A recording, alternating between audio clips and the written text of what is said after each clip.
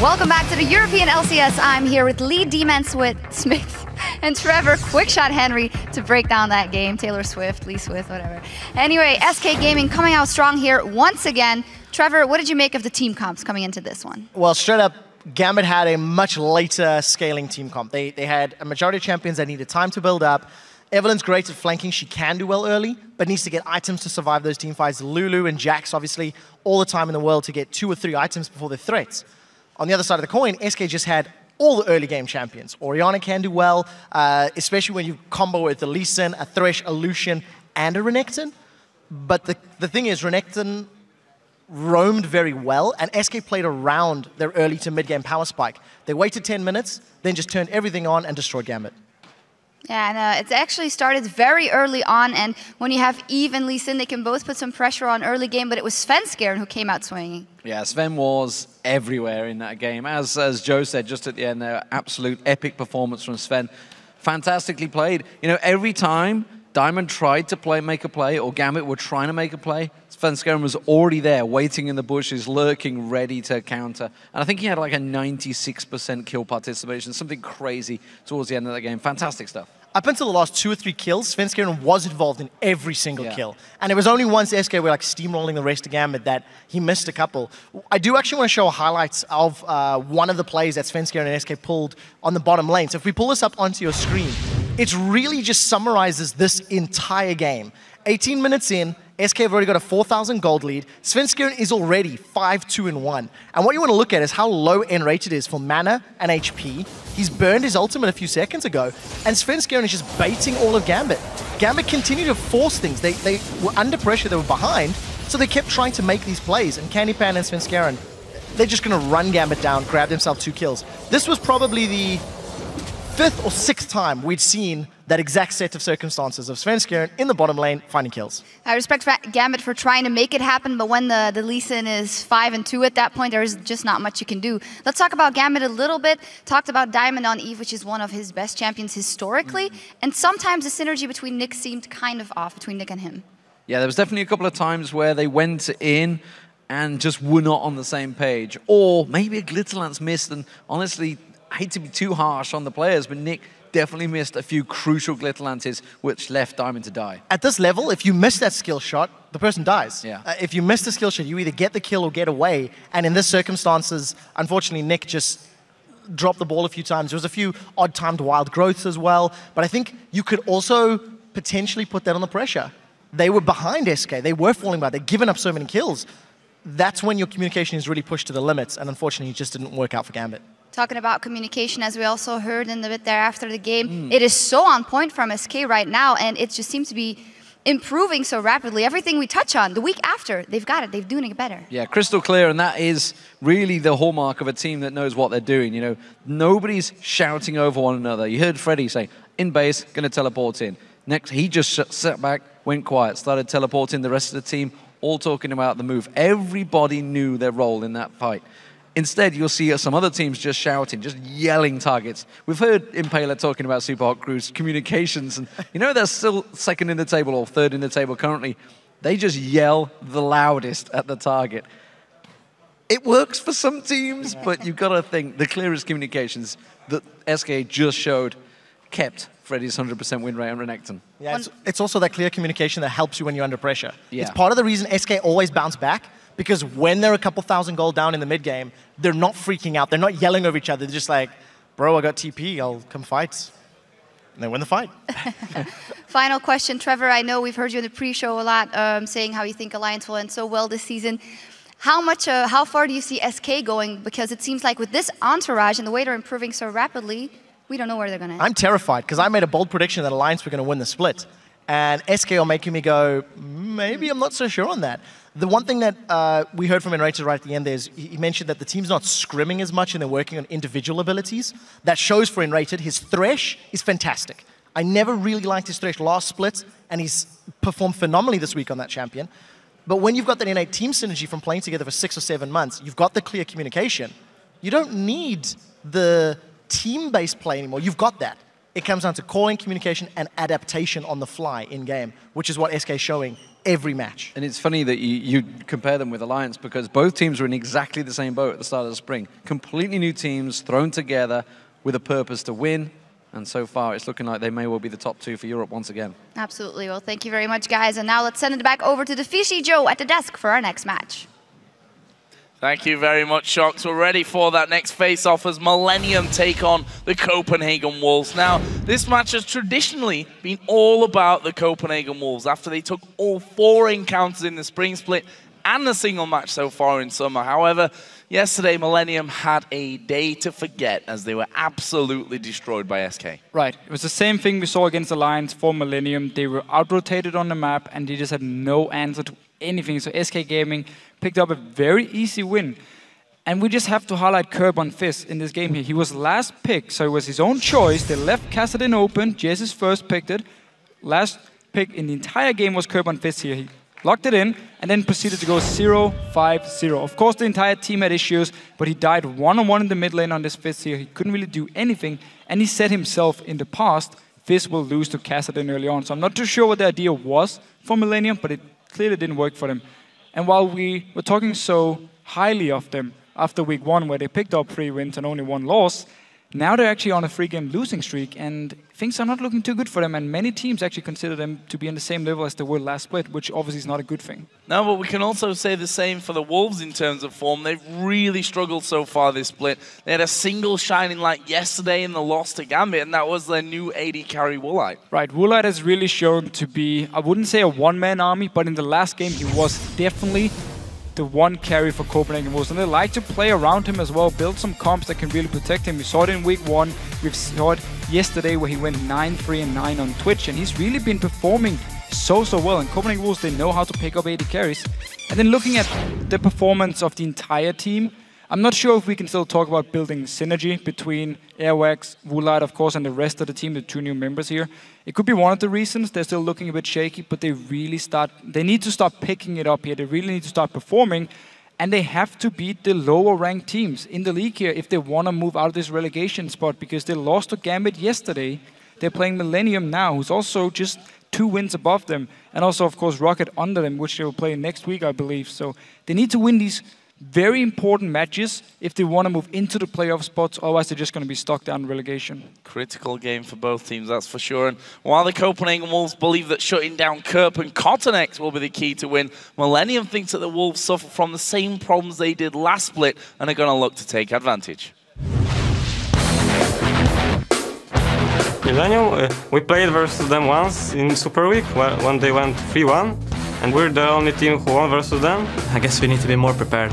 Like they had Evelynn last time that pretty much flanked us and killed us. So we need to be prepared on their picks and how to counter it.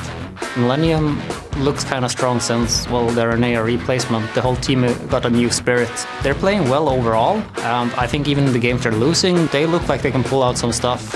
Kerp is the best player at the moment in their team. He has good mechanic and good champion pool to carry the team. They play around mid lane, I think, and jungle. So Kerp can carry. Bot lane is just normal Euro bot lane. They're not like winning lanes or losing lanes, they just go even. I think like I can compare Copenhagen Wolves to us in the last season with poor decision making and just trying stuff and not really taking any advantage of it. Copenhagen Wolves will probably be a bit easier. They seem to have the same problems as us, a bit indecisive and a bit lacking on the rotations. So I think we can easily beat them if we get our stuff together. And we saw yesterday that a focus on Kerp, 0-5-0 on that Fizz game, can really throw Millennium off. So we need to see if they actually want to bend towards it, maybe try and take away LeBlanc from him. Of course, they talked about the Evelynn pick. Millennium talked about the Evelynn pick for Airwaks, where he was just so strong against him. Yeah. Could expect the ban there, of course. Maybe Kassadin is going to be left open. I mean, Millennium, they have first pick, but they don't actually play Kassadin. I don't think we've seen them play Kassadin at all. So I'm not sure if they want to leave it open or if Copenhagen Wolves want to leave it open and try and get it for themselves. Well, let's see. First of all, we're going to check out these starting lineups. On the blue side, it's Millennium with Kevin in the top lane, KottenX in the jungle, Kerp in the mid lane, and the duo of Creaton and Jree. On the red side, we have Copenhagen Wolves. YoungBuck is in the top lane, Airwaks in the jungle, cowTard as the mid laner, Woolite, of course, as the AD carry, Unlimited on support. So as the players prepare to pick their champions, let's see how you guys called this game. According to LOLesports.com, 72% of you voted for Millennium. Well, after week 1, I would agree. Millennium would be heavy favorites going into the game. However, they've looked very, very, very shaky the last few weeks. I mean, the losses to Alliance and SK, I know they are the 2 best teams in Europe at the moment, but still, they got destroyed.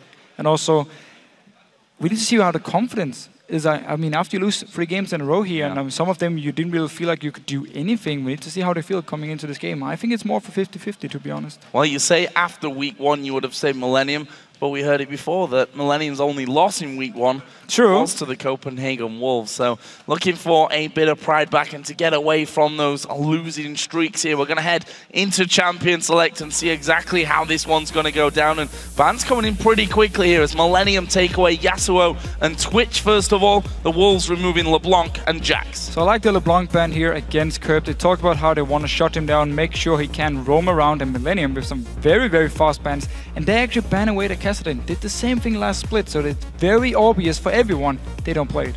Kerp not a fan of Kassadin, which is a strange one for me, considering how long Kassadin's been strong. You also have to wonder, if you don't play Kassadin, is it even worth learning Kassadin at this point? Because he's just banned out so often, 86.7%. But it is a ban you use. I mean, even on Blue side, when you have to ban Kassadin every game, it opens up for a lot of different options for the other team now in the pick and ban phase because they know they don't have to worry about it. Well, Nidalee was the 3rd and final ban for the Copenhagen Wolves. What are Millennium going to lock in here first? A first pick Teemo would definitely be a turn up for the bug. Probably not going to happen though. In fact, it's going to be Ziggs here. So, as you mentioned, with a lot of focus on this mid lane, they want to take the Ziggs first of all. 4 mid lane bans, of course. Millennium feel like we can go first pick Ziggs, take it away from cowTard as well, and we know Kerp, he loves to play it. Played it a lot in the last split, he also played in this one and actually did really well. I remember him against Selfie on Twisted Fate where he just destroyed him in the laning phase here. Evelynn is still open for Airwaks in case he wants to pick it again. Lee Sin, of course, also open. And then if you look at the top laners with Jax being taken away, Renekton, Shyvana, Trundle could be the options. Both top laners actually play all of them.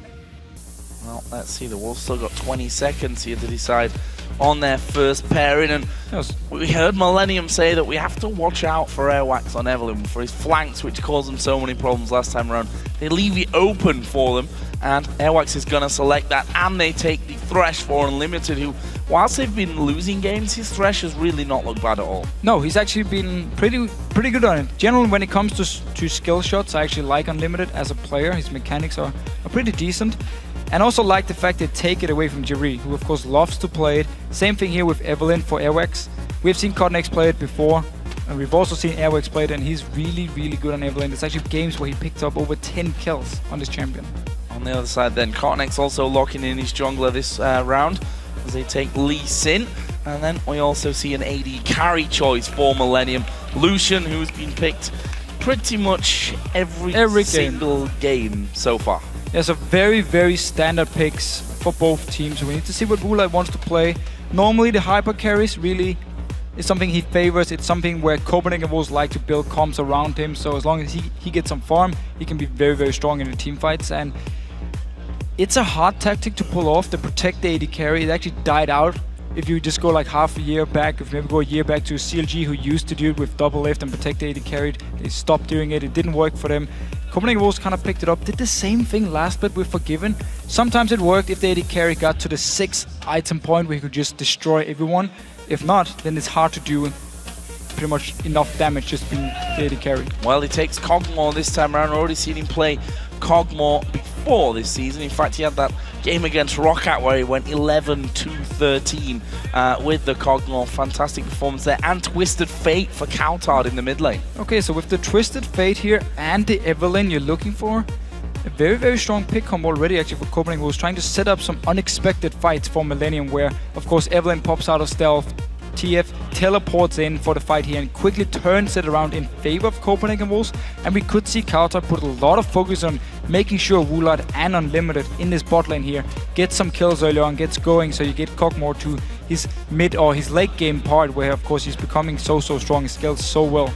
So for the top lane then, that was the one that the question was really left open here. It's going to be Irelia for Kevin on the top lane for Millennium. They take Leona as the support, along with Lucian for the duo lane. Now, where does YoungBuck go? We already talked yesterday about how AP top laners have just not gone his way. Played 4 AP top laners and lost all 4 games. What's he going to go here against Irelia? I mean, if he wants to lock in an AP top lane, Lulu could be the ideal pick because, again, he can protect Woolite, he provides a good wave clear with the Twisted Fate as well for Copenhagen Wolves. Otherwise, he could go for the standard tank. I mean, either he goes for the Shyvana Trundle if he wants to be able to do a lot in the late game, or he can go for Renekton if they want to try and shut down Irelia early on. Twisted Fate joins in, ganks up to the Irelia here, gets him rolling on Renekton and try to do the same thing SK Gaming did in the last game.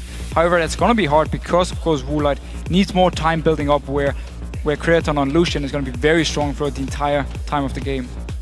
So, looks like it will be Shyvana in that top lane for YoungBuck as the final choice for the Copenhagen Wolves.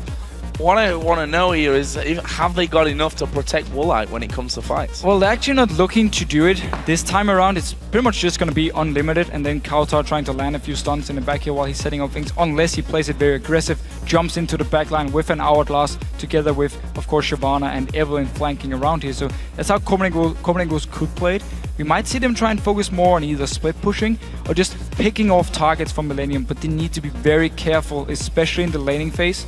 Lucian, of course, very strong in the lane phase. Ziggs is very strong against the Twisted Fate as well. Lee Sin, we just saw it in the last game, how much you can do early on with Lee Sin here.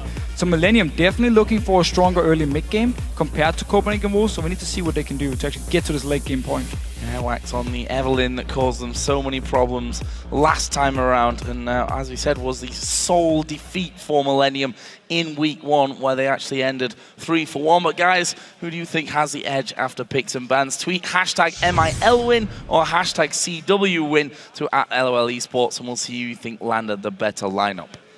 For me, I mean, it's hard to say, but I really like the fact that Millennium has some good lanes and at the same time also scales really well into late game point. I mean, Irelia is very strong in late game team fights, of course. Ziggs scales really well into the late game. Lucian, we always talk about how he's good all around. And at the same time, for Copenhagen Wolves, you want to get Woolite going, you want to get Twisted Fate going, build up a few items before you can really start to carry the game. And of course, Shyvana as well. We always talk about how she needs also to get to late game point. So I feel like overall, Millennium looking very strong throughout the entire game, where Copenhagen Wolves needs to get to the late game point. And it's going to be interesting to see how Airwaks and cowTard in particular really, I think, get this game going for the Copenhagen Wolves. How will they use that destiny, and with the Evelynn already in place to get this game in their favor? We're going to find out, though, as we head into the match. It's Millennium versus the Copenhagen Wolves for the second time this season. And, of course, it's the Copenhagen Wolves that lead the head-to-head at 1-0 in their favor. And both of these teams, to be frank, really need a win. Yeah, both of them. Millennium, of course, want to bounce back from the losing streak, and Copenhagen Wolves want to get out of this relegation spot, want to get towards the playoff, which is everything these teams are playing for. Get to the playoffs, of course, try and qualify for Worlds, or at least secure your spot in the next season of LCS. Keep your job at the end of it. That's a very important thing to have. And both these teams, the way that things went last split and the way that they look right now, something needs to drastically change, I think, on both sides of the coin. This match, though, is a good start for both of them, and will give either one a little bit of an edge and a boost of confidence that I'm sure both teams need. cowTard actually started Ignite here on Twisted Fate. Often you actually see Ghost Flash, and just brings a lot of mobility. Also your ganks, because you can chase with the Ghost, is very, very strong. Decided to go for Ignite here, so really looking to try and set up some kills here, play very aggressive maybe. And of course, cleanse on to Woolite here because he's against Leona. He doesn't want to get locked down. Once that's down, though, you got to fear for Woolite. We'll see, though. We'll see how this all works out as an early ward comes down there on the red side ramp into River. And there's your vote, 53% in favor of the Copenhagen Wolves. So that vote as well, swinging a little bit after picks and bans. Yeah, I mean, it's going to rely a lot on Airwaks on Evelynn, and of course cowTard on this Twisted Fate. If he can survive the laning phase against Kerp here, who of course destroyed Selfie on Twisted Fate in week 1, and then actually start setting up some picks for Copenhagen Wolves, and therefore try and snowball either YoungBuck or Woolite. So Millennium are invading here. That was already spotted by the Copenhagen Wolves, who themselves are heading towards the Millennium red buff. So looks like a simple exchange of red buffs, and then both junglers will be moving back onto their own side of the jungle to do the blues. In terms of lane swaps, we're seeing that 2 men. The duo lane for Millennium is headed to the top lane. The duo for the Wolves is staying down bottom, and the whole buddy system going on there as well, with the top laner joining the jungler on the way through the jungle. And Copenhagen Wolves can actually be very happy with this lane swap, because Shyvana and Evelynn together can clear the jungle very, very fast. Both of them, of course, with AoE damage onto the minions here. Not farming together for now. YoungBuck just waiting at the blue buff for Airwaks to join him, and then they can do the body system and clear the jungle. Blue's going to be taken down here quickly. It leaves the option for both top laners and both junglers to join in with their duo lanes and maybe have a bit of a push onto these towers. We'll see if that will actually be the case. It also means that the mid laners are going to have a very much head-to-head game here as they just look for that farm. Early stages of things, Kerp doing a slightly better of the two. Just pushing the lane up a little bit. cowTard are gonna push it back towards Kerp here, and both of them, of course, need to be careful, because you can get ganked by both the top laner and the jungler here early on with the new lane swaps.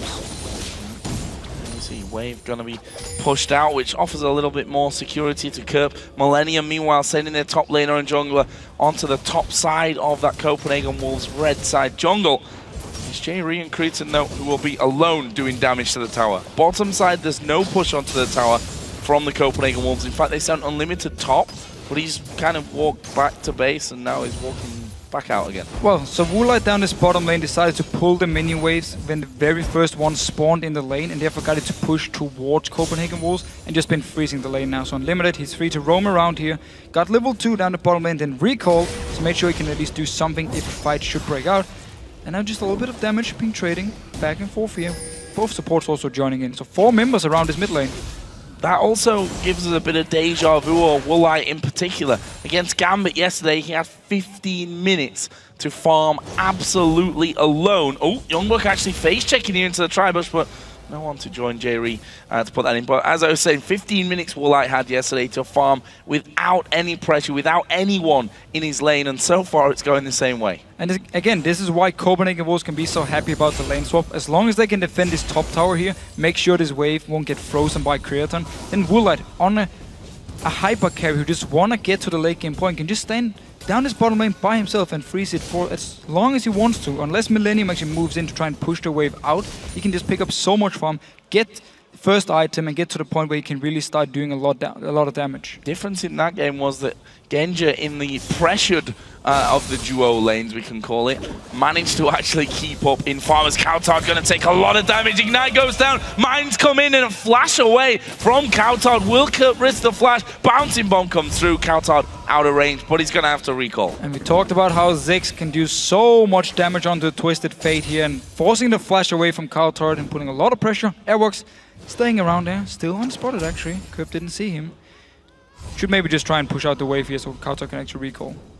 Well, cowTard's going to try and recall, but I've got a feeling that another bouncing bomb will be headed his way. Yeah, that recall was just cancelled out, and Kerp can just do this over and over, but there is Airwaks actually appearing out of thin air and will do a lot of damage back on towards Kerp. And notice down this bottom lane here, Kevin actually went down to try and push the wave out, and as soon as Copenhagen Wolves saw him, Unlimited, he just ran all the way down to the bottom lane, so there are 2 members again to try and zone him away from as much farm as possible. So very good move so far by Copenhagen Wolves. Of course, this tower up top is taking a lot of damage. Yeah, YoungBuck also taking a lot of damage there. Jree had to tank 2 tower hits for the pleasure, but they've got YoungBuck very, very low. May force him to actually recall with that wave. Finally, Millennium add a second man to this bottom lane as well to try and defend. There's a huge wave coming through here from the Copenhagen Wolves side of the minions. So Airwaks again visits mid. cowTard has come back in there, and Kerp is trying to recall. Will be cancelled out. I think wildcards will have come through there to stop that happening. So now Copenhagen Wolves finally getting some damage on the tower here. The top one we just talked about before is very, very low already. We're going to Kevin here. It's a good hook, but not much. A little bit of poke. Oh yeah, it's actually decent amount of follow that they got onto him there. And as Kevin comes out for the minions, look at cowTard, level 6. Yeah, he is level 6, so he could come down to this bottom lane. They could dive this one. They could dive it. Airwaks joining in as well. He's down to 50% HP, so he won't be the guy tanking the tower. Kevin has been hooked. There we go. There we go. Twisted Fate going to join in. Kevin's the one that's low. Unlimited tanking up the tower. The first blood going over to the AD carry, and can't knock the Copenhagen Wolves there on that one. They are going to lose this top tower for the pleasure, though. Yeah, so they got first blood onto the hyper carry. They also managed to get assist on the 4 members from Copenhagen Wolves. Denied a lot of farm from Kevin here. Could even be forcing Kevin now to either go top lane if he wants to get some farm or return here to face Woolite, who's so far ahead. Very good move, honestly, even though they lost the top tower. YoungBuck will actually do a lot of damage here to Jree. AD carry was already mid-recall as cowTard again feeling that pressure as soon as he goes back into that 1 versus 1. But that's the question that we really had. How good is cowTard going to be with this Twisted Fate? How is his Destinies going to shape the game for the Copenhagen Wolves? And so far, a kill for 1 Destiny used. Doesn't get much better than that usually. Nope, and it's going to be all about his ult here because, again, it's such a risky matchup he picks here. And he knew, of course, going into the game, facing a Ziggs, especially Kerp on it, would be very, very hard. So just rely on setting up kills for the team here. And, of course, the first gank was a great success for him. And now, of course, they want to try and shut down this Kevin, who is behind. Level 5 on Shyvana, only level 4 on Kevin. Airwaks level 6 there as well, so he has his ultimate available. YoungBuck must be getting a little bit closer to hitting his ultimate as well, but Airwaks deciding, okay, Kevin's not going to come far enough out for us to be able to lock him up. Kevin's still got his flash intact as well, so no real pressure for them. However, this could be different as the blue buff going to be started off by Millennium, and Airwaks is waiting with Smite available. With Smite here, KottenX waiting for Kerp to come out and grab it. Should be able to Smite steal it. There we go. Classic. Nothing better. Classic Evelynn move. Moving in, and that, you know, it becomes even easier when the jungler says, okay, I'm going to smite it, and the Kerp, you just come along, throw a bomb in there, and we'll take it away. But unfortunate for Millennium, and Kerp probably going to be slightly annoyed at that one, the fact that he's not going to get a blue buff, unless they, of course, challenge for the Copenhagen Wolves blue buff with it, which is already up and in position. Well, it should at least buy some time for cowTard to actually get some farm here and don't get constantly poked down by a Ziggs, because once you get blue buff the Ziggs, it's just poke, poke, poke all the time. But because cowTard is very low, KottenX is level 6, feeling very strong. They actually want to try and go for this one, just too late, and cowTard managed to pick up the blue buff. In the bush as well, so not much that they could do about that one. Meanwhile, the duos are now head-to-head in the bottom lane. Nice little lead for Woolite there, 83 to 74 CS, plus, of course, that first blood that they got earlier on, and now Airwaks is coming down bottom as well. And we saw last game how much you can do with the lantern here when you're playing the Thresh, of course, and they might try and set something up. Airwaks still staying behind. No pink ward, of course, to actually spot him out. And that's the danger. Ward in the brush, but doesn't give you any advantage whatsoever because the Wolves have that Evelynn. They do, however, have Lee Sin around just in case that were to actually end up kicking off, and it is actually going to kick off because they go towards Woolite. Solar Flare comes down. Woolite will use his cleanse and was able to walk a little bit further away from that one. There's the kickback. The bomb's coming through. The bomb, will he get anyone? It does. Creaton actually finishes off the kill there, and the Wolves going so low from that one. And that was such a smart play by Millennium. Everything actually started in the mid lane here. Kerp, he pinged for the team to know that Twisted Fate wasn't in the laning phase, so they knew, okay, Copenhagen Wolves want to set something up here. As soon as cowTard returned to the mid lane, they re-engaged because they knew, okay, now he won't be able to port down. Kerp could interrupt him, and therefore took the fight with the Lee Sin again and just destroyed Millennium on it. Oh, sorry, Copenhagen Wolves picked up a dragon as well and double buff onto Creaton. Double buff on the AD carry. Sat 1-0-0, and Woolite, despite his initial kill, is going to find this lane a little bit harder to work with now with all that extra pressure coming his way. And again, Jree setting things up nicely again, landing the Zenith plate, getting the stun off, a good solar flare. Woolite using his cleanse, but not always enough, as we've just seen. Twisted Fate with teleport. Walking down towards this bottom lane here. Airwaks is there once again. They want to get this double buff. They're going to go for it. Jree actually moving a little bit far out. Will he kill off Unlimited though? Jree actually in so much trouble. He'll be finished off. And it's Woolite that actually gets the kill in the end. So they managed to pick up a kill here. Pretty good timing because Kerp has recall in this mid lane. So cowTard will be able to return and pick up farm as well.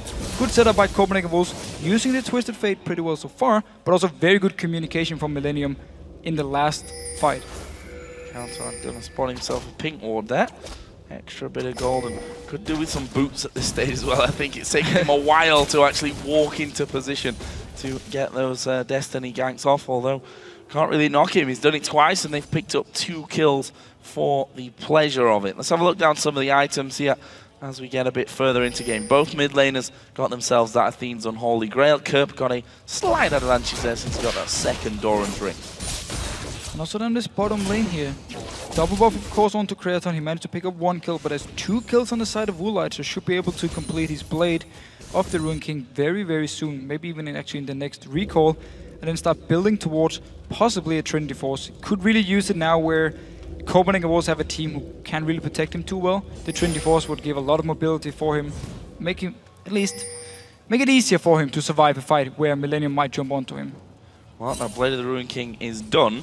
Bloodthirster on the other side. And look at this, Airwaks moving up to the top lane. They've got Lease in there once again, and Airwaks is going to ult down. There is Kevin right in the mix, and they turn things around. Airwaks now on the back foot will actually flash back into the lane. The whole time Kevin's taking damage. Is Kevin going to fall? Is he going to die? He is going to go down. YoungBuck gets that one. Can he finish off KottenX as well? Didn't dare to chase underneath the tower. 1 for 1. And the flash from Airwaks here actually secured the kill onto Kevin afterwards, because Millennium had to use so much time on actually killing him when the Sonic Wave missed, and therefore managed to pick up a kill in return for YoungBuck. So 1 for 1. Again though, Lee Sin always being the right place, finding the Evelynn, taking the fights. And that's something that they said. We have to be careful of the flanks. Made me think maybe an Evelynn ban would come out, but obviously they've studied the paths that Airwaks has been taking here, because KottenX is in the right position at the right time pretty much the entire time so far. Yeah, and Kerp as well here, stealing away the race from poor cowTard. Always a bonus. Always a bonus, of course. So, let's see a pink ward down in his own jungle. Get a bit of vision back. The pink ward out the back of the red buff is still there. That's something that Airwaks will want to get away if he's to think about ganking up towards his top lane and moving across to the middle as well. But it looks like both teams are quite happy at this stage to get back into a little bit more farming. YoungBuck now has the level advantage and got... Pretty much had it the entire time, Yeah, actually. I mean, look at the CS lead that he's got there. It's pretty huge. He's really been doing a good job with the lead he got from the lane swap. Now cowTard ganking onto Kevin. And Kevin's dead. There's 3 of them right on top of him. Okay, I'm saying he's dead. I'm going to take that back because maybe he'll pull off something amazing here, but he's running off towards the execute. Is he going to be able to get it? cowTard, as I said before, needs some boots because he is slow right now. And now Kevin actually is moving south. He's going to try and get away from it. He's going to get out. I mean, Lee Sin is there to help him. Kerp could join in as well. So the very, very slow Twisted Fate. Again, this is one of the reasons a lot of Twisted Fate players actually go Ghost, because then they can chase on for the kill and, of course, also buy some boots early on. And Kevin just TPs straight to the top lane and carries on farming. You know, I'm fine with being corrected when it's a nice little escape like that, but there were 3 men on top of him. You don't expect him to get away from it as there's no spectacularly like he did. No, but still, at least we see, again, the idea behind the Twisted Fate pick. Every time the ulti is ready, cowTard is looking for the gank here. Samurai didn't work, and the bomb! Oh, Kerp as well. Beautiful. And that's the thing that we've seen over and over. Why didn't Airwaks smite it? He had smite. He knew the bomb would actually get the golem. I'm not sure why he was waiting for cowTard when he could see the bomb would land and smite it away. He did use smite. No, he used it afterwards on the wolf camp. Okay, well. That's a question you're going to have to ask him later, Deficio, I think. Oh, Jree almost landing the Zenith Blade onto Unlimited down bottom. This lane, despite the early pressure that was on it, has actually quietened down for now. And we heard in the pre-game video that Woolite said, you know, bottom lane, they don't necessarily win, don't necessarily lose, but they always seem to go even. But now we see the jungle pressure once again. KottenX and Airwaks both going to be there. They're going in towards Unlimited as the culling comes through. Airwaks kicked away. Here comes the TP down into the bottom lane from YoungBuck. Can they lock anyone up? YoungBuck's going to dive on right in the middle of them. And surely the range of Kog'Maw will be enough. No! KottenX gets away with hardly any help. So Millennium managed to back away from this one. Dragon, however, is going to spawn in 20 seconds. Copenhagen was staying around here to get some wards and try and set up for the Dragon. No teleport, and Kevin, of course, had to use it after his chase. And I just have to correct myself from before. There was actually about 2 seconds on the smite from Airwaks when the blue buff was stolen by Kerp. So he did do everything he could. So you answered your own question. Yes, that was why he didn't smite it. Because he didn't have smite.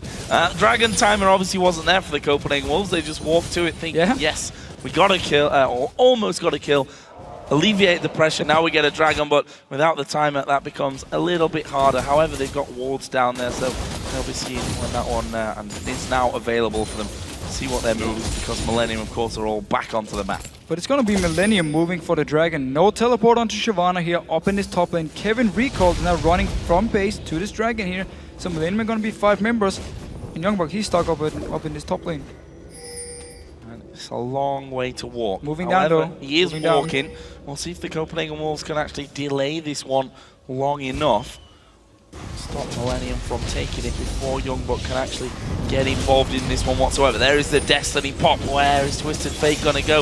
Is he even going to use that Destiny? There is the Dragon going down in favor of Millennium. Good Lantern, but that may just leave Airwaks to his death here down the bottom. Lee Sin will follow through. Creaton actually going pretty low from this, but KottenX gets up the kill along with the Dragon. Good move from Millennium. Dragon 1 kill as soon as they saw YoungBuck actually recall from the Dragon before Kevin recalled himself and just ran from the base to the Dragon, knowing he was going to be there. YoungBuck wouldn't be, and therefore they could take it and also go for the kill. And poor Airwaks, he's not lucky on the summoners. The flash was almost ready, and then he died. Kerp again just knocking cowTard against the wall with the satchel charge. Done a fantastic job of getting his farm roll in this game. 194 to 157. 2 assists to his name. He'll be moving up towards that. Rabadon's Death Cap soon, already got his needlessly large rod, as is the case, by the way, over with cowTard. We've only seen 1 tower go down so far this game, 18.5 minutes in. That may actually change here. Woolite onto the Millennium outer turret, and he just throws the damage at Creaton and takes a Lantern. I like the way he plays, man. He's so manly just staying there, and Kerp as well. A lot of damage onto cowTard. cowTard in trouble, actually. We'll use a flash, but the poke comes through. Ignite! Got him! Ignite! One more tick there from Kerp, and it manages to finish him off. And just as you think the flash was enough for him to actually get away, the bomb follows through. Brilliant again from Kerp. Yeah, he really loves this matchup here. Again, he did it back in week 1 against Self. He just destroyed him on Twisted Fate, picked up kills by himself, doing the same thing here against cowTard. Ulti is going to be ready soon though for cowTard, so let's see if you want to do something once he actually gets out from the base. The mid lane is being pressured, and now KottenX coming down to the spot lane. Nice Lantern once again. Moving away to safety. Is that enough here for the turret though? Down to hardly any HP. He survived. Just about. That lane manages to stay alive. And yeah, Ziggs performances, if we want to touch on that again. Pretty much Kerp has picked Ziggs when he can. If it's not banned, and if LeBlanc's banned, then he's going to be taking that Ziggs. As we see cowTard again moving down to bottom. Destiny is available for him, but the turret is still there, and they see cowTard down the bottom there now because of that ward inside of the tri-bush, so he will walk away. But we've seen everything from Kerp on Ziggs, stealing buffs left and right, stealing Barons even with the Ziggs bomb as well. Yes, he really loves Ziggs, and it's funny because when you talk with him, he always is like, yeah, you know, you're going to play, I want to play Fist, I want to play Assassin all the time, and then whenever he picks the Ziggs, he just does so well, every time. Mastering, especially the satchel charge. He seems to always knock them against the wall, get that mini stun from it, and then really push through the damage. You saw, of course, the 1v1 earlier as cowTard died to that last tick of Kerp's Ignite. You can see how passively cowTard's having to play this lane, because if he comes too far out, Kerp's going to attack. So there's no ward this time for Millennium on the blue buff, so Kerp would have to go for a blind stun. I don't think he's going to try. There should be a blue buff now for cowTard. Again, ulti is ready for him, Flash is not. However, he did pick up some boots this time, a little bit faster. Not upgraded yet, however. We need to see where he wants to set up a gank. Every single member from Millennium with Flash at the moment, and everyone is actually in a fairly good position to avoid a gank. It's hard to really set anything up when Millennium aren't pushed up really anywhere on the map at all. Bottom lane went back, top lane went back. Ziggs, of course, in the mid lane. He's going to be 1 versus 1. And, well, there's the kill. Yeah, well, Airwaks was moving around this jungle pretty well. And meanwhile, KottenX just said, I don't care where you are, I'm just going to go dive the mid lane here. There was, of course, no flash on cowTard, and another kill picked up by Kerp. And maybe now moving down towards this bottom side. Kevin coming behind is them. going to use a TP. Woolite's in trouble. Takes a Lantern, but the Solar Flare will land. Cleansed away from instantly. They want Unlimited first of all, but Woolite will be the second target. Creaton is going to get the kill on that one. I think Woolite might be far enough away to stop this being a problem to him. He's already headed on towards the top side of his jungle. Millennium, they don't need to chase you. They can push the mid lane. Yeah, and again here, using the teleport really well by Millennium, and also using the fact that Kerp is so far ahead in this mid lane here. We actually see the replay, the kill onto cowTard, of course, Airwaks is very far away. Kicks him straight into the ulti, that was beautiful. And then they use the fact that the tower is gone and cowTard is there to just move around the bottom lane and then set up the gank. And now KottenX was looking for a fight. Coming back in, damage coming towards Kerp. He will have to flash away, and there's a lot of damage coming back their way. Destiny's going to be used. YoungBuck dives in towards Kevin, but where is Twisted Fate going to go? He went off to the side, picked up the kill on Ziggs, and manages to survive through all the damage as well. So nice little reply from the Wolves. Also managed to stop Millennium from killing the tower here. Picked up a kill, and now they're actually pushing down a little bit. Don't have enough minions or actually enough members to actually do it. Dragon spawning in 50 seconds, so still have to wait for it. Can just go back to lanes, pick up some form, and prepare for the dragon. So 22 minutes, 45 in. Let's take a look at where we are with gold. 2,500 is the lead that Millennium have. 3-1 up in turrets, a couple of kills going their way as well. And on the farm side, some areas it's looking good. Kerp, for example, in the mid lane is massively ahead of cowTard, 250 to 187 CS. However, top lane goes the other way in favor of YoungBuck. 80 carries, pretty much bang even. Bang even here, and of course, KottenX was just waiting for Woolite to scale up to the late game, waiting for cowTard as well to pick up some items. Therefore, the fact you could actually get a kill onto Kerp was a very big thing for him. Ulti isn't ready now, so he can't set up a gank before the dragon, so KottenX will just have to go down and start it straight up. YoungBuck from this top lane is running down, Kevin and Creaton actually running from the base, so at the moment, KottenX was just waiting around, also of course for Woolite coming in. Could see a very big fight starting here.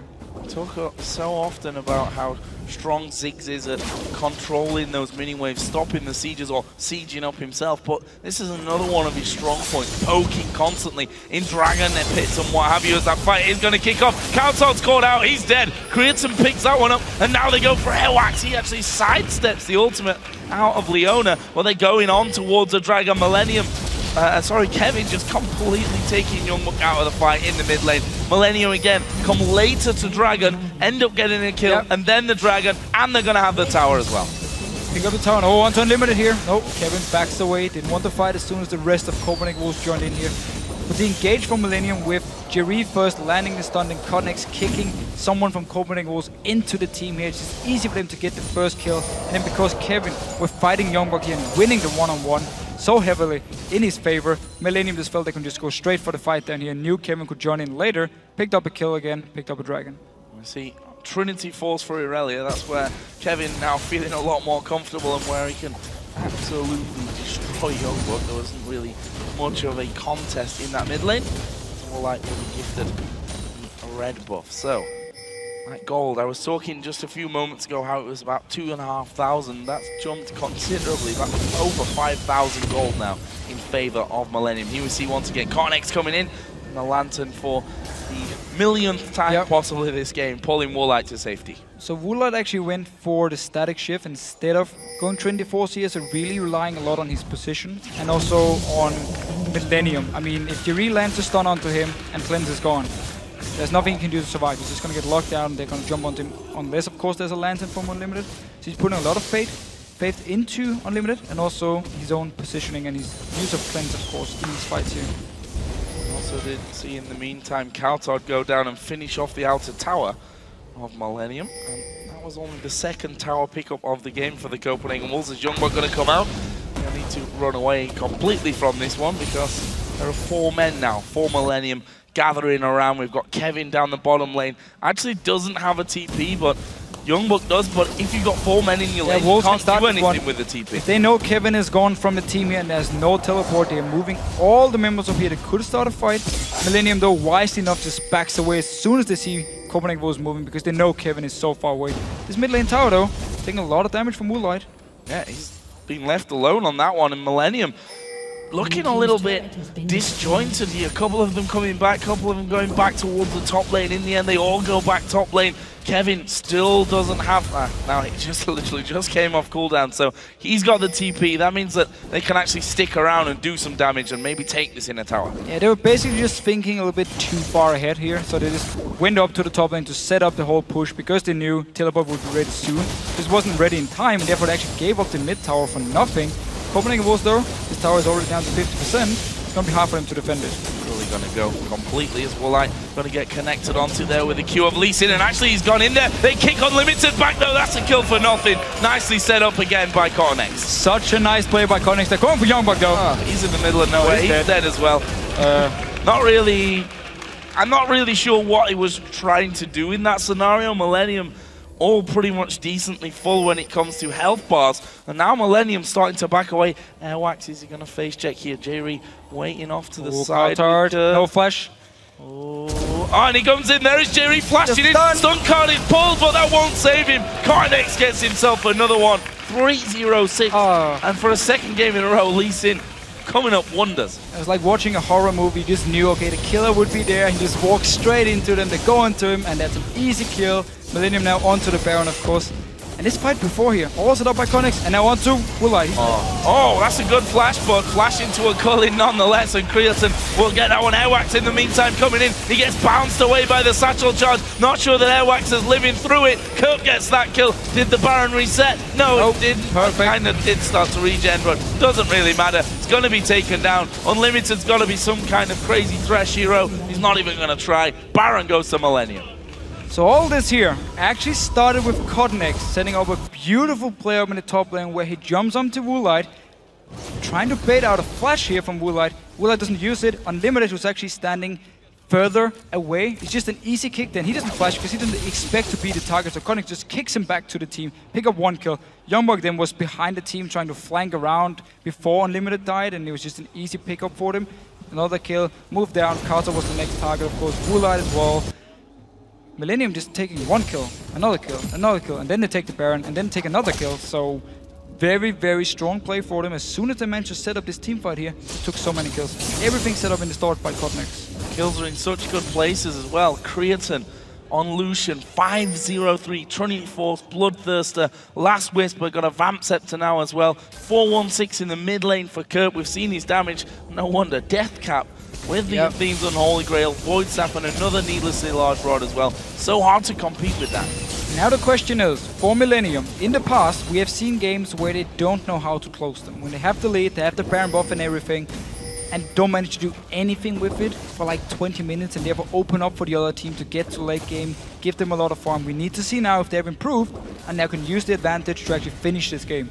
And especially with the Ziggs, that's what you'd expect them to do, to get to the tower, poke as much as they possibly can, and then, well, Copenhagen Wolves might just have to back away from it. But there we go, Destiny's going to be used. Airwaks going to flank around the side. Where are they going to go? It's YoungBuck, they're trying to get into the middle. Kerp is actually going to throw the bomb up in the air. YoungBuck will be finished off, and at the back, Kevin is absolutely destroying everyone. Cullen comes through as well, and just like that, the Copenhagen Wolves try to find something in this game, and they lose 3 men. Yeah, we had Hourglass on to cowTard here, so he wanted to engage, pop the Hourglass, and hope for Millennium to just group on him, and then the Copenhagen Wolves could jump in with Evelynn, with Shyvana, of course, with all their AoE damage, and try and kill Millennium here. But they're just pushing on. Inhibitor is gone. 10 seconds on Unlimited. He's the first member to spawn, so they're just gonna back away.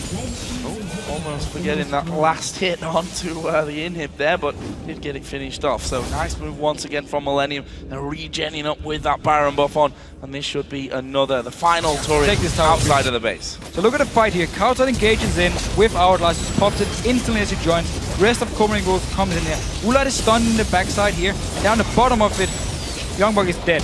And from here on, there's just nothing Copenhagen Wolves can do because they're so far behind. As soon as they engage, pretty much fails from cowTard because, again, nobody from Millennium actually bites onto it and just stays in a group. They instantly spread out multiple sides here, multiple threats, moving different ways. So Copenhagen Wolves couldn't shut anyone down instantly, and therefore Millennium just turned the fight around.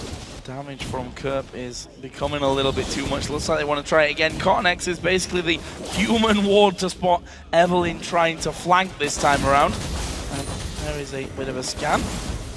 Are they going to be able to get onto it? One thing that they do have here, the Copenhagen Wolves, with Twisted Fate half an hour into the game, he's still got decent wave clear, but they just can't hold on to the damage as the bomb comes through. The culling follows. It's not enough to actually pick up a kill, but they almost got 1, 2, maybe even 3 of them from that. They get this tower. They might not be quick enough, the Wolves, to come back and save the inhib tower. I like this play from Millennium, being so aggressive, knowing they have so much damage here to just force Copenhagen Wolves back every time. Second inhib should go down here, and now they're just backing away. So very, very good use of the Baron buff for Millennium. Gold galore probably over on the Millennium side of things. So again, 6-0-3 on Lucian, 3-0-10 on KottenX, making the play similar to how well Svenskeren did in that last game. Millennium just back away, gonna take themselves another dragon. They've had all of the dragons so far. I believe that's their 4th. The Baron, they're 8-3 up in turrets, doing so well across the map. And you have to wonder, a couple of times the Copenhagen Wolves were first to dragon, but they were pushed away from it, lost 1 or 2 men in the fights, and then lost the dragon itself. And also there was the time where they actually had a gank in bottom lane, used teleport, and dragon didn't spawn because they had the wrong timer, or they didn't have the timer at all. So they actually went down, got nothing from it, then Millennium just moved down, picked up the dragon. Now trying to set up a little trap here, waiting for someone like Kevin to actually go up and clear the minion wave, and therefore manage to pick up a kill. Just expecting Millennium to go for this last tower up in this top lane here, therefore waiting. Let's see who's gonna face check. Jree. Well, he can do it. He's got a Randuin. Oh, Kevin. Might actually be Kevin. Hook comes out. They're going to go for Kevin. They will take him down here as well. And the trap works out for the Copenhagen Wolves. Gives them 1 kill back, though. And I'm not sure if... Oh. Seeing it. They're all gone. No! What is he doing? Face checking it. It's a good kick onto YoungBuck. That was a bit of a comedy of errors from Millennium there. But still, look here. The base taking so much damage. Or the minions actually just going in here. KottenX wise enough. Ults back to try and kill as many as possible. Don't want to lose any of these towers here. So Millennium, even though they lost a member, still pushing up. Pushing up that top lane onto the final inhibitor. And there's super minions coming from the bottom lane. There's another wave in the mid lane pushing up as well. I'm not sure that the Wolves can afford to try and defend this 3rd inhib. There's actually a very smart ward by Copenhagen Wolves, because then YoungBuck with Home Guard, didn't actually have Home Guard, but anyway, YoungBuck could teleport behind Millennium and then just flank them and jump onto them. They saw it, cleared it with the sweeping lens. Well, he could have had Home Guard and do it as well. He could TP him behind a Home Guard on off. He could still TP behind them, so it was very smart they actually cleared it out from Millennium side. We got you. That's all. That's all good. YoungBuck in the meantime is Buy down Home Guard, please. on that bottom lane. And Millennium, pushing up another wave in the mid lane. And Kevin's now coming back, probably feeling a little bit silly after getting caught out there by a full 5-man team of the Copenhagen Wolves, who are camping out nicely. And here is the possible fight as the Wolves sending Airwaks around the side. No Destiny, so cowTard can't do the old Messiah trick of diving in there and using his Zhonya's as he did to little effect really in that last time that they did it here in the mid lane. Also, Baron's coming up in 30 seconds, something we should also keep an eye on. Millennium actually just waiting for Wolves to engage onto them because they are so much stronger. Don't really want to risk going in and poking too much onto the inhibitor, because Hook from Unlimited or Airwaks coming around from the side here could be very, very deadly. Still, Millennium are so far ahead and so much stronger. One hit. What they got there is Airwaks is going to come around the side. YoungBuck diving in the middle, but the bomb already goes off. They've killed off Unlimited, but there is a kill back here for the Wolves. This is definitely not over. It's a double, in fact, coming out for cowTard as a good flash from Airwaks gets him away from danger, but 3 men is still alive, and they're the 3 fed guys that I was talking about earlier, and they get the inhibitor anyway. And this time Woolite was actually left untouched in the backline, therefore he could destroy Kevin and then Jree afterwards. Millennium they went on to Unlimited, killed him, and therefore on YoungBuck afterwards.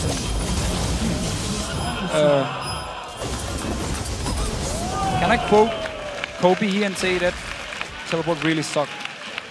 Well, it was a Destiny #1, so still a teleport. It's not as long. I'm not really sure what cowTard was hoping for in that moment. He obviously thought it could. He was trying to buy time for the team. No, he was trying to buy time for the team to chase up here, and he would then Sonya's once he came in, and they could join in and actually pick up some kills. Just didn't work for him because the team were too far away. But this is still risky here. Kevin though teleporting in. Kevin coming in might just be enough, and he's going to be able to keep Kog'Maw away. The bomb lands. Kevin needs one more. Oh, flash away from Woolite. Left him on hardly anything. And Millennium in the end do get themselves the Baron. And another kill. Another kill here for Millennium. So still very, very far ahead. Got a mid inhibitor down as well. Could go for the bot one now and then go up to top lane again, trying to finish the game this time around with the Baron. At least they are very, very far ahead. And still, I mean, cowTard again, yeah, so it didn't work for him, but he tried to just delay Millennium here so the team could catch up, pick up a few kills, and maybe Copenhagen Wolves would have gone for the Baron instead. So at least he tried to do something. He knew they were very far behind. Just want to try and make a play. Not really much more to do trying to make plays. You have to take those risks at this stage. Exactly. I mean, you have to try something. The game's over anyway. So let's have a look. Morellonomicon picked up Kerp. Also picked up on his last trip home. Sounds very Danish. Yeah. Hodor. So, Millennium, where are they going to go next? Bottom lane, of course, open inhibitor.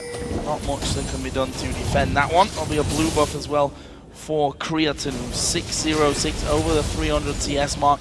Actually picking himself up a bit of magic resist on his last trip home. They had, I think, between 1,500 and 2,500 gold a piece to actually spend the last time they went in there. And now they move again towards that open inhibitor. The Wolves going to start to get in. YoungBuck can't afford to take too much damage before a fight starts. And this time Millennium plays the pink ward behind him to see Airwaks when he comes in, try and flank around. They can take this inhibitor here. YoungBuck took so much damage, just had to back away. Oh, Q landing onto cowTard there. No follow through though. And Airwaks will be forced to run away from this one. They're onto him though. Actually, they managed to find Airwaks here. KottenX gonna kick him. Airwaks though will take a lantern back into the base, but will that be enough damage for them to actually get back around? Kerp again knocking them all over the place with that satchel charge. KottenX actually tried to kick flash Airwaks here, but because he kicked him first and didn't flash in time, he ended up just kicking him, then flashing onto him, and therefore Airwaks could just take the lantern and back away. Millennium though, it doesn't really matter, because they can just keep poking away here and pushing onto the tower. Limited. Poked down instantly by Kerp as another wave gonna come flying through. There's more damage. They've managed to hook in KottenX, but do they really want that? YoungBuck dove into the back. KottenX actually going down, but they've locked up Woolite. They're gonna dive straight in. The bomb comes through. cowTard goes low, and right now that's a 1 for 2. Make that a 3 for 2, and this is gonna be Airwaks dying as well. Double kill for Woolite before he died. 4 men down on the Wolf side, only 2 on Millennium side. cowTard's gotta be the hero. And again though, it's Jree setting up the stun, setting up the engage for Millennium. He's been doing it the entire game. Such a great performance by him.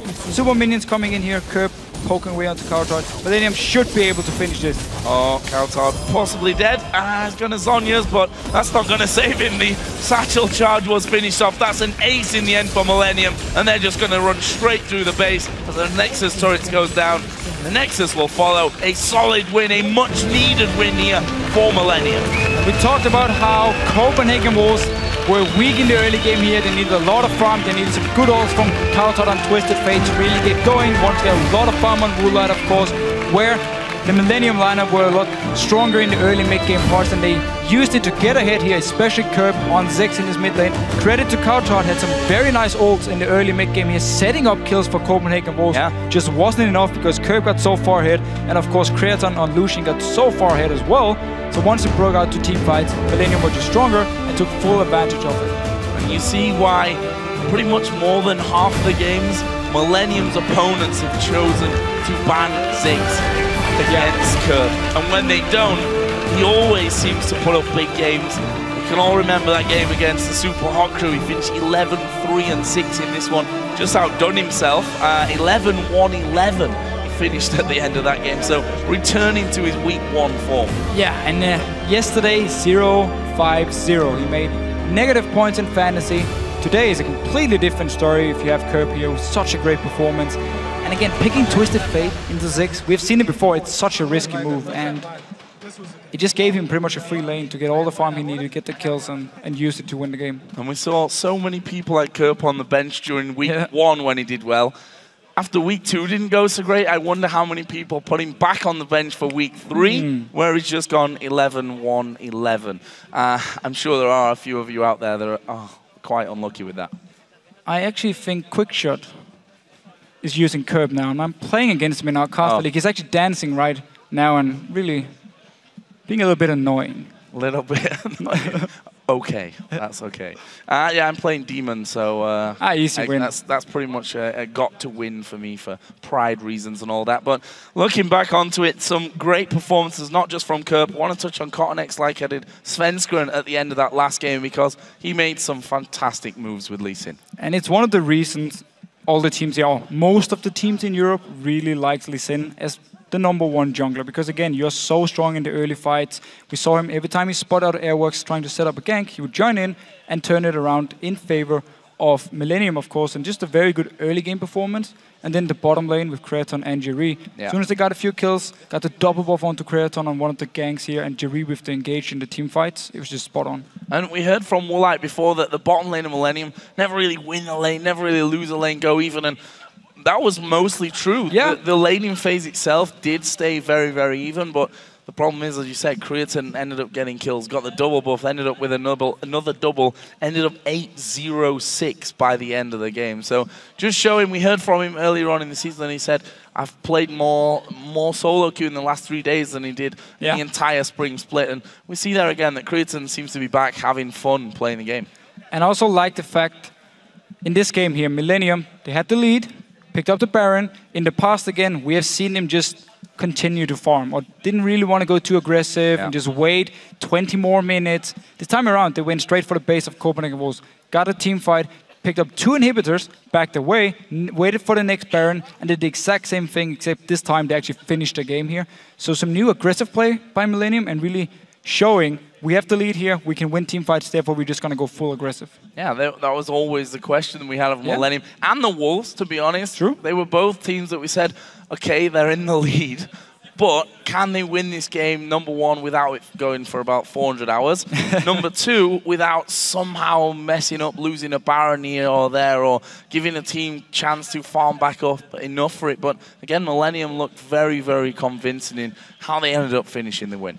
And we need to see what this win can do for them going into next week. Because again, they lost 3 games in a row. Now picked up 1 against Copenhagen Wolves. Very, very strong performance. Use this, move on to next week here, pick up some more wins. Because again, they are actually looking pretty good in the standings, even though they played the last few weeks haven't been too impressive. And that's the first time, just to touch on what we said in the pregame, that's the first time that Millennium have actually beaten the Copenhagen Wolves in a year, not quite a year, but in the spring split, they lost all 4 games. They lost the first one here. We saw with how close the European LCS was last split that these head-to-heads really matter. Always, especially also because we have now SK Gaming and Alliance in the top, at least for now. So all the positions down here is where people can just rotate between each other, up and down, depending on who wins. And therefore, getting these wins, especially on the teams lower ranked than you, are just so important because it's what's going to keep you in the playoff spot, which, of course, again, is what every single team is playing for now. You want to go to Gamescom. You want to make sure you can try and qualify for Worlds. Well, what about the Wolves? Because they themselves seem to be on a, I don't want to say a downward spiral. That might be a little too aggressive for the scenario that they're in, but they are not having fun right now by the looks of it. They are, I almost feel like banging the head against a brick wall almost every single game. I feel like they're just trying to find a playstyle that really suits them. That's why we saw the AP tops in the start of this split here now. Twisted Fate for cowTard. We saw it a few times in the last split, of course. And again, he actually had a very good performance on Twisted Fate. Early on when it came to ganking, just his laning phase, big issues against Kerp was expected when it was a Ziggs, of course. But still, it seems to me they mix up a lot of their picks and playstyle for Copenhagen Wolves every single game, except for the fact that Woolite will always pick something that goes into the late game where he can carry the team, and they put a lot of focus on getting him ahead early on. That's why we saw the ganks from cowTard, ganks from Airwaks down to the bottom lane. That's the only thing that, for me, is set in stone with their Copenhagen Wolves tactic. So I feel like they're just trying to find what works for us. Once they find it, they have good players. I'm sure they can actually bounce back. Well, we'll see. Still a lot of games to be played in the summer split here. But for now, we're going to check in with Shox and Quickshot, who are rift side with Millennium's Kevin. Thank you very much, Joe. First off, congratulations, Kevin, on that victory versus the Copenhagen Wolves. Let's break it down from the beginning. Picks and bans, late game components in both teams, and you going for your one and true love, of course, Irelia. Yeah, so pick and bans went how we thought about it. We got what we want to, and I think we kind of figured out what they want to play. We banned the Twitch, so Woolite is a strong player on Twitch, and we predicted that we will go for Kog'Maw, so we went instant for the just full engage hum comp. And yeah, Irelia. This game I was more like food but I wasn't the carry. But at least I'm my champion. I'm happy to say that because I was going to say, not the strongest performance we've seen from you, Kevin. I do want to ask, why Irelia in this game? Trundle was up, we've seen that Jax was banned away. So what's the thought process in your head and in Millennium's head as to what goes, now I can play Irelia? All right, so they had Twisted Fate, Trash, and a lot of CC overall. So a lot of slows, a lot of stuff like that. So I was just like, okay, I have Shyvana in case, but I don't feel too good right now on her. I feel I don't have impact like YoungBuck did here. He jumped in and died. So I feel the same. So I take a bit distance from her a bit. So yeah, Irelia just my favorite pick, and I'm always safe even when I'm 3 levels behind like this game. I will still go aggressive. I will still go yeah, because I just know that I can survive and I know the limits of the champion. Absolutely not the best early game for you, but we see that impact you can make in team fights, and we actually have an example of one of those team fights lined up for you guys. You can pull that replay up on the screen and you can walk us through the specifics of playing Irelia. So 29 minutes in, you guys are very far ahead, 8,000. This is one of the team fights where you actually had quite a nice play. So talk me through what the communication was like. I can see you in the bottom lane starting to rejoin. So let's roll this clip out and talk to me about your communication, your decision making. So here we already kind of knew Evelynn is behind us, and she already engaged instantly with TF. We didn't expect the TF ulti, but immediately I tried to TP and help. And the call was just to kill the front line. They peeled perfectly for Shyvana. I could just really attack whoever I wanted, and that was basically it. Like, we wanted to peel for Ziggs because he was just super strong, and Creaton had just amazing positioning there, so he was no danger at all. And yeah, we could just turn it around. It worked out very well. You guys got control of the game and never let go. I've got a question about Kerp on Ziggs in particular. Do you guys as a team play a lot around Ziggs? Because it seems like when Kerp is on Ziggs, Millennium plays at a higher level than when Kerp is not on Ziggs. I don't think we play more about Ziggs. It's just that if he plays Ziggs, he farms a ton. Like, he roams really good. He does the bombs to help out the lanes in case they 3-man push or 4-man push. I think overall, I don't think we support him too much in mid lane. Of course, don't need to. Exactly, we don't need to. Like, he's just overall a super strong player on it, and I don't know why, but he has the potential to kill even 1v1. So on other champions, it's a bit different because other champions has, of course, higher risk and higher reward. So Ziggs is just safe pick, and if Kerp plays on a safe and aggressive champion as well, then he's just really strong. Well, let's actually take another step back because, of course, you guys coming in here, week 1, 3-1, all the hype for Millennium, Creaton saying how he's had this newfound enjoyment of the game. So what happened between then and the weeks after where you guys haven't performed at that level? So after week 1, we felt good. We felt really good. But already in the scrims, we felt that the other teams improved really fast. They managed to fix the rotations, the level 1s, and the swaps really good, which we didn't at that point. So that was basically the key why we lost a lot of games like that in week 2. We had, yeah, basically we had struggles to fix the problems we had with the rotations. We still have.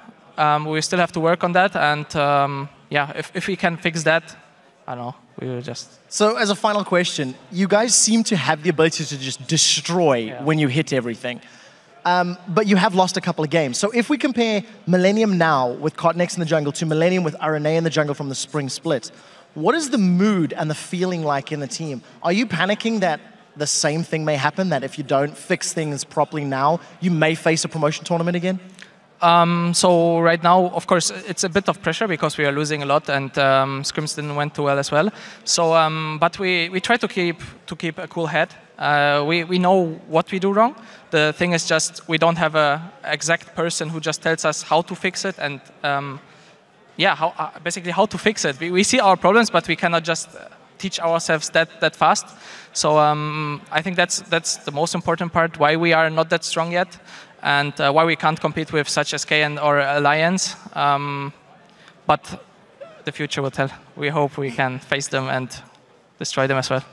Well, thank you very much. Always a pleasure. Kevin, as for us, we're going to go into a short break, but when we come back, what a matchup we have lined up. The Super Hot Crew as they take on Alliance. We'll be back in 3.5. Don't move.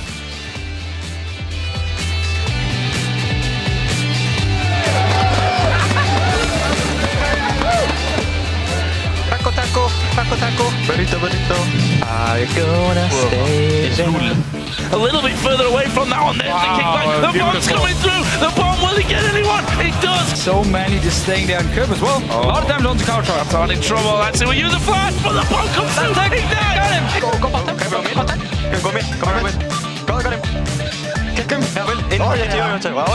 Combo. Destiny's going to be used. Airwaks going to flank around the side. Where are they going to go? It's YoungBuck. They're trying to get into the middle. Kerp is actually going to throw the bomb up in the air. YoungBuck will be finished off another back. Kevin is absolutely destroying everyone. What they got there is Airwaks is going to come around the side. YoungBuck diving in the middle, but the bomb already goes off. They've killed off Unlimited, but there is a kill back here for the Wolves. This is definitely not over.